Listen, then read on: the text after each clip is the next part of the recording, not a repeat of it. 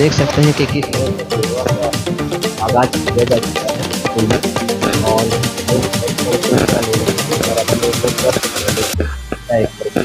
कैसे उठा रहे हैं। ये भगवान का काम है और सनातन सभी के लिए है। और वसुधैव कुटुंबकम के नियम से और वासुदेवः सर्वम और पूरी वसुधा एक परिवार है। इसके प्रचार के लिए और इस सिद्धांत के तहत योग परंपरा से योग सभी के लिए है, जीव मात्र के लिए है, मनुष्य मात्र के लिए है और तीनों काल के लिए, भूत भविष्य वर्तमान के लिए इसकी प्रासंगिकता है। और शरीर के स्तर पर, मन के स्तर पर, आत्मा के उन्नयन के स्तर पर, सामाजिक समस्याओं के समाधान के लिए, राष्ट्र के समस्याओं के समाधान के लिए और वैश्विक समस्याओं के समाधान के लिए योग साधना की अत्यंत आवश्यकता है। इसी से लोग सात्विक वृत्ति में आएंगे। सात्विक वृत्ति में आते ही युद्ध आदि की प्रवृत्तियां मिटेंगी या समित तो जरूर हो जाएंगी और इससे विश्व में सुख शांति की अभिवृद्धि होगी। इसलिए इस परंपरा से हम लोग अष्टांग योग की, भक्ति योग की प्रचार प्रसार कर रहे हैं और सबों के लिए कर रहे हैं और ये सबों के मंगल कामना के लिए कर रहे हैं। और योग सबके लिए है, क्या हिंदू, क्या मुस्लिम, क्या क्रिश्चियन। आप अपने अपनी परंपरा को फॉलो करिए and still you should be a good yogi and this will create brotherness and good feeling among all the people of all the citizens of the world, and our world earth will become a good planet and a healthy planet. This is our aim. इसके साथ साथ आपने मन के शुद्धिकरण के लिए इसका उपदेश बांटा और साथ में प्रसाद भी किया। मतलब एक आने वाले जनरेशन को एक बहुत बड़ा संदेश दिया। क्या कहना चाहेंगे? ये भगवान के उपदेश के तहत है। आहार शुद्धि से मन शुद्ध होता है, शरीर शुद्ध होता है। इससे हम अगर बहुत तीखा, बहुत गर्म खाना खाएंगे तो उसका प्रभाव ब्लड प्रेशर पर पड़ता है, उसके प्रभाव हमारे हमको मन को एजिटेटिव बना देता है।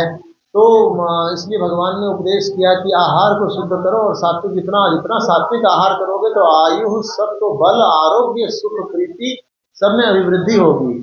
तो भगवान गुरुओं के गुरु हैं और आदि आचार्य हैं और सबके आदि माता पिता हैं। सारे ज्ञान का प्राकट्य ही उन्हीं से हुआ है, इसलिए उनकी बात को तो हमें माननी ही है। और ये वैज्ञानिक तो है ही है और आदि गुरु का कहा हुआ है और अनुभूत है, अनुभव से भी आता है बात। जब हम सात्विक आहार लेते हैं तो चित्त की वृत्तियाँ शुद्ध होती हैं, शांत होती हैं, चित्त की निर्मलता की प्राप्ति होती है और आत्मिक प्रसन्नता की प्राप्ति होती है और आरोग्यता की प्राप्ति तो होती ही है और आयुष्य की भी अभिवृद्धि होती है। अब देखिए हाथी आदि जो है ये प्राणी जो है वो शाकाहारी है और 120 साल तक जीता है, ठीक है ना। और सबको आवश्यक नहीं है मांसाहार के लिए, तो किसी को मजबूरी कुछ है तो अलग इशू है, वरना ये जितना आप सात्विक आहार लेंगे तो भगवान के उपदेश से उतना लाभ होगा, ठीक है। सर हमारे चैनल के माध्यम से क्या संदेश देना चाहेंगे? आज का जो कार्यक्रम है चैनल के माध्यम से वो संदेश ये देना चाहेंगे कि भगवान के उपदेश पर सभी लोग हम लोग चलें, चैनल से और बाहर के सभी लोग।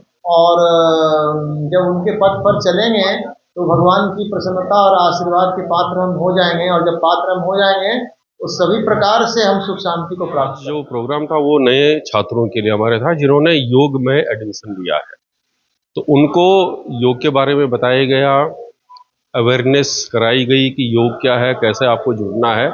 तो उसके ही से हमारा ओरिएंटेशन प्रोग्राम था भारतीय विद्या भवन में, जो अभी संपन्न किया गया।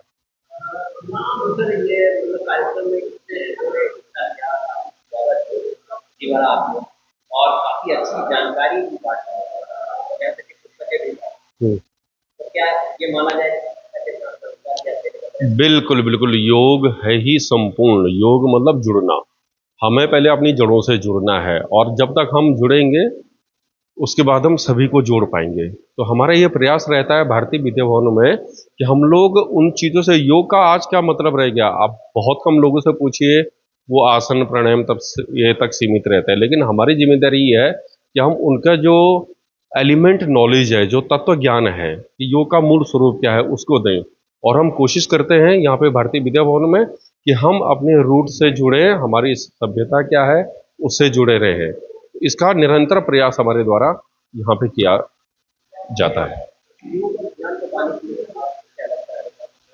अनुशासन बहुत जरूरी चीज है। मैंने अभी अंदर कहा था कि योग सूत्र में पहला ही सूत्र है अथ योगानुशासनम। जब तक अनुशासन आपके अंदर नहीं होगा तो आप कुछ नहीं कर सकते। योग का मतलब ही अनुशासन है, चाहे वो लाइफ में हो चाहे कहीं भी हो। आप कहीं भी देख लीजिए, किसी भी, जिस स्कूल में, जिस घर में, जिस ऑफिस में अनुशासन नहीं है वहाँ की सारी चीजें खराब रहती हैं। तो अनुशासन तो मूल मंत्र है, उसके बिना कुछ नहीं हो सकता। जैसे